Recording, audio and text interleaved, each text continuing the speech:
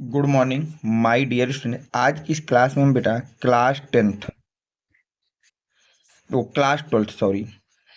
Twelfth के most important बेटा biology के क्वेश्चनों को देखेंगे बेटा।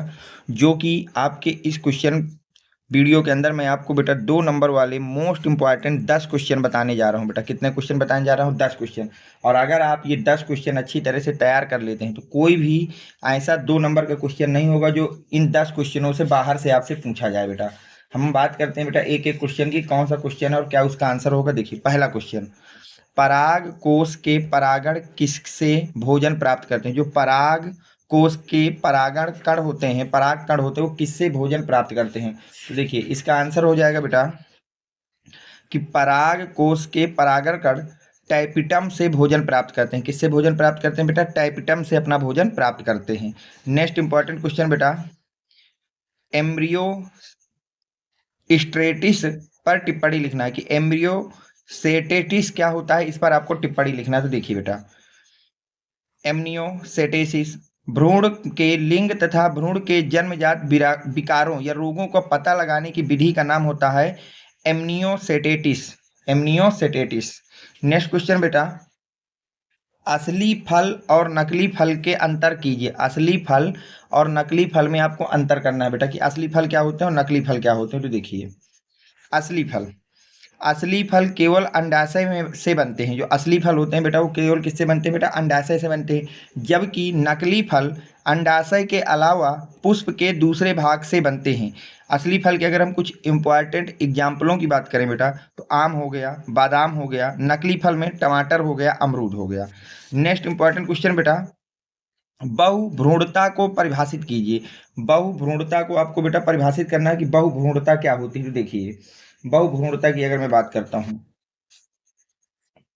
तो एक बीज या बीज से एक से अधिक भ्रूणों का उत्पन्न होना, एक बीजांड से या बीज से एक से अधिक भ्रूणों का उत्पन्न होना बहुभ्रूणता कहलाता है। बहुभ्रूणता क्या होता है बेटा? एक बीजांड या बीज से एक से अधिक भ्रूणों का उत्पन्न होने की जो प्रक्रिया है उसी को हम लोग क्या बोलते हैं बेटा?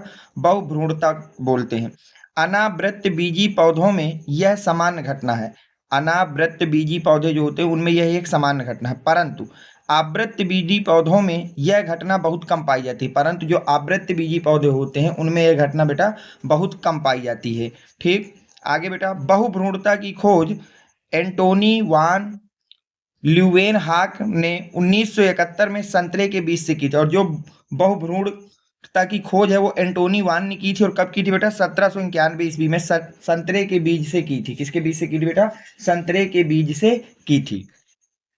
ठीक बेटा, यद्यपि एक बीज में बहुत सारे भ्रूण विकसित हो सकते हैं परंतु इनमें से एक ही भ्रूण सक्रिय होकर पौधे की असली पीढ़ी को जन्म देता है।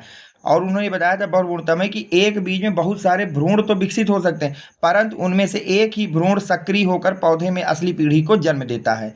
अगला इंपॉर्टेंट क्वेश्चन बेटा कौन सा है जो आपको तैयार करना है उसको ध्यान से देखिए। वो है आपके सामने बेटा, बहुभ्रूणता हो गया, असहजनता या एपोमिक्सिस को परिभाषित करना है। एपोमिक्सिस को आपको परिभाषित करना है। तो देखिए एपोमिक्सिस मतलब क्या होता है बेटा? कभी कभी पौधों के जीवन चक्र में युग्मक संलयन अथवा अर्धसूत्री विभाजन नहीं होता है। कभी कभी जो पौधे का जीवन चक्र होता है उसमें युग्मक संलयन अथवा अर्धसूत्री विभाजन नहीं होता है तथा इसकी अनुपस्थिति में नए पौधों का निर्माण हो जाता है। और इसकी अनुपस्थिति में क्या होता है बेटा? नए पौधों का निर्माण हो जाता है। इस क्रिया को आसग जनन कहते हैं। आसग जनन कहते हैं। इसकी खोज बिकलर नामक वैज्ञानिक ने की थी। आसग जनन जो है मुख्य रूप से 2 प्रकार के होते हैं। एक होता है कायिक जनक और एक होता है बेटा अनिषेक बीजता। ठीक, अगर हम बात करें कायिक जनन की बेटा तो इस प्रकार के प्रजनन में बीज नहीं बनता है। इस प्रकार का जो प्रजनन होता है बेटा इसमें बीज नहीं बनता है। किसी कलिका से जो तने अथवा पत्ती के ऊपर स्थित उत्पन्न होती है और एक नए पौधों को जन्म देता है। इसमें बीज नहीं होता है बेटा। इसमें किसी भी कलिका या तने अथवा पत्ती के ऊपर उत्पन्न होता है और वहां से नए पौधे का जन्म हो जाता है। उदाहरण के लिए गन्ना हो गया, आलू हो गया आदि। दूसरा बेटा अनिषेक बीजता, तो लैंगिक जनन में अनुपस्थिति में बीज का निर्माण, इस प्रकार का प्रजनन बीज द्वारा होता है परंतु बीज के बनने में संयुग्मन एवं अर्धसूत्री विभाजन नहीं होते हैं। ये भी याद रखना है बेटा। अब अगला इंपॉर्टेंट क्वेश्चन कौन सा है जो आपको तैयार करना है उसको ध्यान से देखिए बेटा। एक मिनट बेटा। नेक्स्ट क्वेश्चन बेटा, मिलर के चिगारी विमुक्त उपकरण का स्वच्छ नामांकित चित्र बनाना। तो मिलर के चिगारी विमुक्त उपकरण का स्वच्छ और नामांकित चित्र बनाना बहुत ही ज्यादा इंपॉर्टेंट क्वेश्चन है बेटा। 2002 में, 6 में, 13 में, 17 में, 19 में बोर्ड ने आपसे पूछा था। अगला इंपॉर्टेंट क्वेश्चन जो आपको तैयार करना है बेटा वो है, वाटसन एवं क्रिक द्वारा प्रस्तुत किए गए द्विकुंडली डीएनए मॉडल का नामांकित चित्र बनाना है। वाटसन और क्रिक द्वारा प्रस्तुत किया गया द्विकुंडली डीएनए मॉडल का नामांकित चित्र बनाना है। 2004 में, 8 में, 17 में, 18 में, 22 में बोर्ड ने आपसे पूछा और काफी इंपॉर्टेंट है। नेक्स्ट क्वेश्चन जो आपको बेटा तैयार करना है वो है, यदि एक समुद्री मछली के आलवण जल की जल विशाल जीवशाला में रखा जाता है तो क्या वह मछली जीवित रह पाएगी। आपको ये बताना है कि एक समुद्री मछली को आलवण जल मतलब एक ऐसा लवण जिसमें लवण नहीं है, इस जल में इसको रखा जाए तो क्या वह जीवित रह पाएगी, इसको बताना है। 3, 7, 9, 13, 16, 19 में आपसे पूछा गया और काफी ज्यादा इंपॉर्टेंट क्वेश्चन है बेटा। ये सारे क्वेश्चन आप अच्छी तरह से तैयार कर लेना बेटा। अब नेक्स्ट क्वेश्चन देखिए, प्राथमिक तथा द्वितीयक वांछित मल उपचार के बीच मुख्य अंतर क्या होता है। कि प्राथमिक तथा द्वितीयक वांछित मल उपचार के बीच में मुख्य अंतर आपको लिखना है कि क्या होता है। और लास्ट क्वेश्चन बेटा आज की क्लास का जो आपको तैयार करना है वो है, सह प्रभाविता को उपर्युक्त उदाहरण द्वारा समझाइए। कि सह प्रभाविता को आपको उपर्युक्त उदाहरण द्वारा समझाना। 6 में, 8 में, 13 में, 18 में, 19 में बोर्ड ने आपसे पूछा था। तो ये सारे वो क्वेश्चन थे बेटा जो मैंने आपको बता दिए हैं, 2 नंबर वाले। ये सारे महत्वपूर्ण क्वेश्चन, इनको अच्छी तरह से आप लर्न करिए। अगर कोई डाउट है तो कमेंट सेक्शन में लिख करके आप पूछ सकते हैं।